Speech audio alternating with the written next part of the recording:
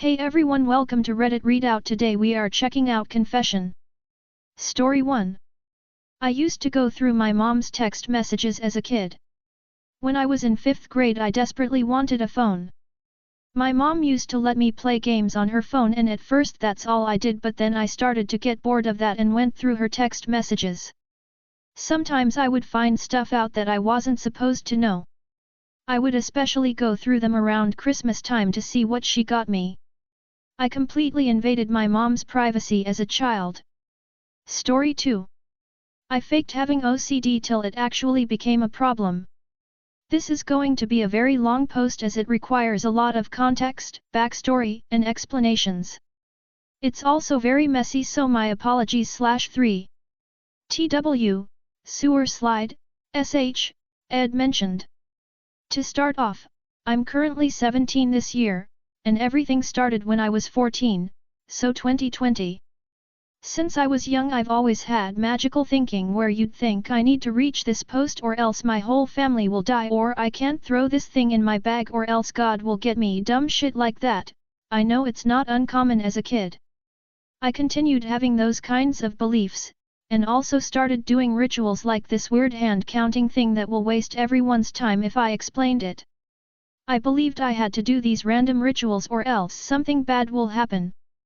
Nothing specific, and the random rituals or dumb shit I did throughout the day was always very random. It did make me anxious and annoyed me, but I wouldn't say it affected my life. I tried talking to a school counselor about it when I was 12, but I was brushed off as, oh yeah, that's normal. Maybe it was normal, but it made me think I was crazy. I've had mental health issues since my father passed in 2017, and so I was actively self-harming, and also was struggling with an eating disorder and depression, while also dealing with my random OCD, I guess. Then around September of 2020, I attempted suicide via ODing.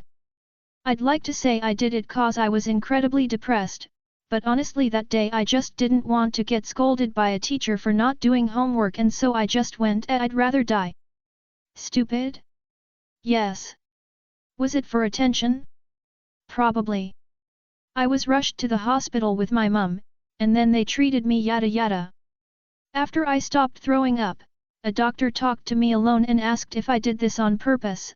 I told her yes, and the whole I am depressed, tired, blah blah spiel, but also mentioned whatever OCD crap I did and how I was tired and scared.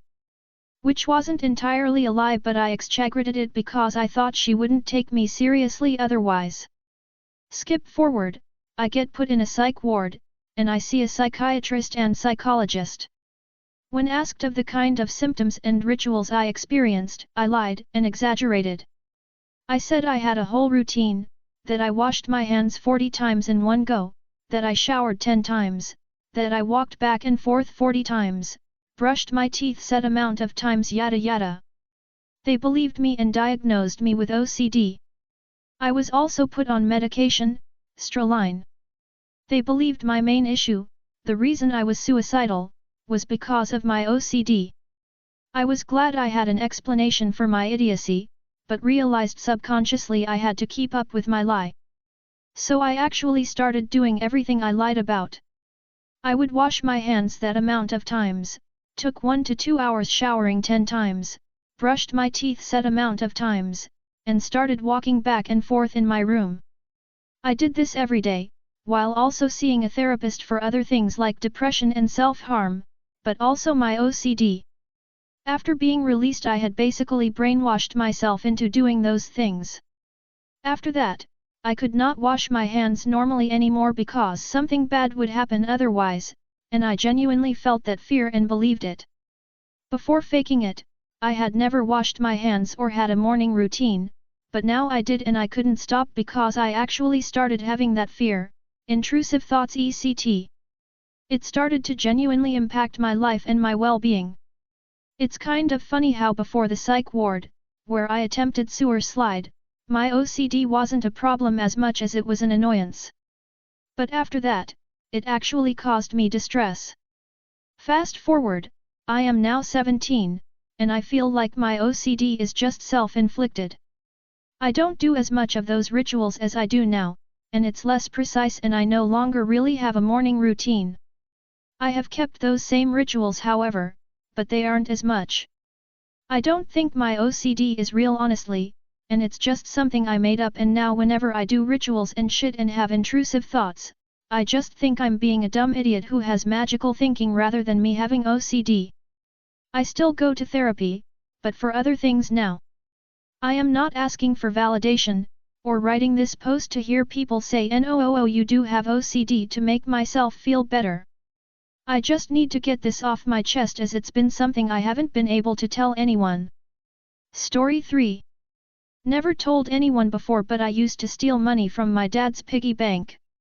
When I was a kid and I would be putting my change into rolls and I needed like an extra $1 or $2 for the roll, I would just take it from my dad's piggy bank. I still feel kinda bad lol. Story 4. I consistently stole from Walmart and Target by switching tags and labels.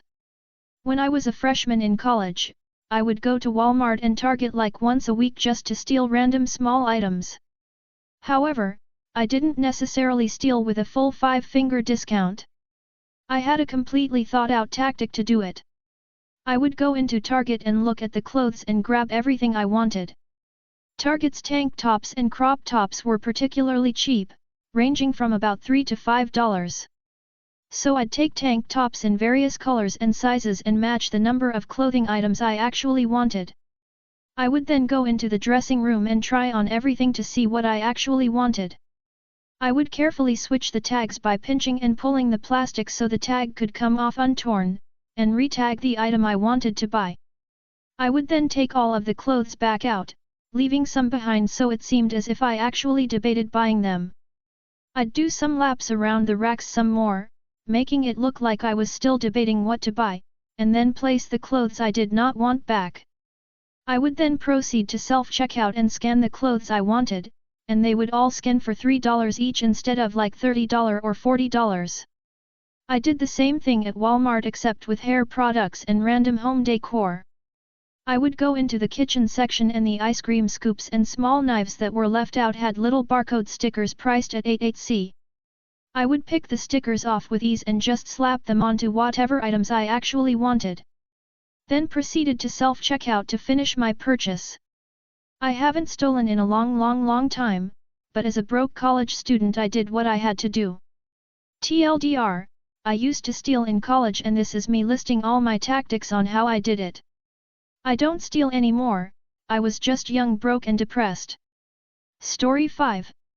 I faked to my mom that my purse was pickpocketed. It was college time. I was to go to Thane for buying some books for ICWA. I asked my mother Rs.500/ and kept it in my purse. Along with Rs.500/ was Rs.10/ meant for my train ticket. I took my ticket as usual and was about to get out in Thane station. I had a habit of checking my purse often. I checked my purse and found that it had just Rs.10/. I realized that by mistake I had given Rs.500/ to the counter clerk and he just issued me a ticket. I was really embarrassed. I just roamed around and ate a Vada Pav with the Rs.10/ I had and threw the purse away. I came home and faked that my purse had been pickpocketed. Story 6. When I was in college I worked the door at a bar and pocketed a couple $100 in cover money. It was a football Saturday and I worked at one of the best and busiest bars on campus. A friend had helped me get the job and when I met the owner, he turned out to be a huge douche. He was one of those guys that peaked in college and pretended like he was still a student. The dude was in his mid-40s.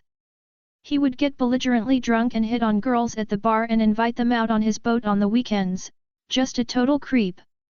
He had favorites that worked for him and could care less about the rest that worked there.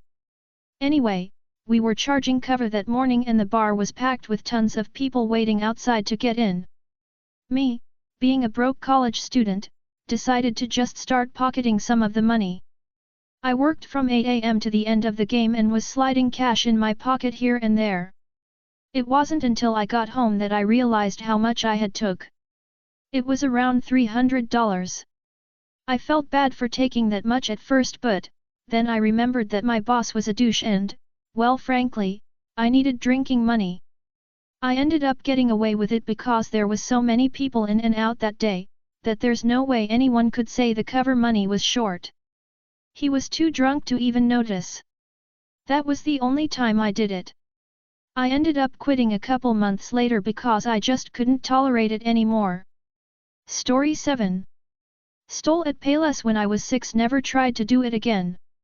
I was around 6 years old when I went school shopping at Payless with my mom and I saw these Winnie the Pooh socks. I decided to steal them. When I got home, I put them in my drawer and never wore them, because of how guilty I felt. I would open the drawer and look at them, and feel so guilty, and I kept them for a few years. My mom wondered where I got them, telling her my classmates gave them to me.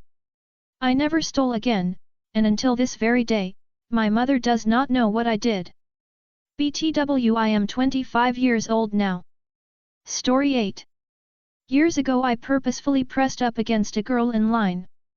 This was in 7th/8th grade, I graduated very recently.